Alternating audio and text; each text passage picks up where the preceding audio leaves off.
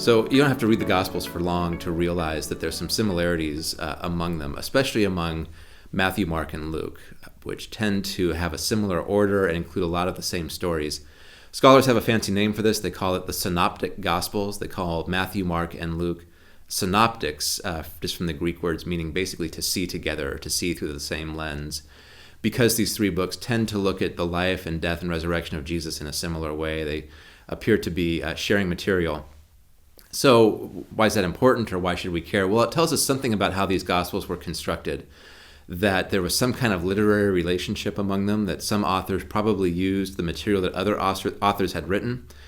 And there's debates about this, but most scholars, by and large the majority of Bible scholars, believe that Mark was probably written first, and then Matthew and Luke were written at a later time and separately, using Mark as one of their primary sources. Why is this important? Well, again, it helps us see ways in which the authors might be telling the same story, but in a slightly different way or perhaps for different purposes. Just as anybody can hear a story and will slightly adapt it or tell it in a certain way or surround it with other stories to make it more meaningful, this is what Luke and Matthew appear to be doing with some of the stories that they inherit from Mark.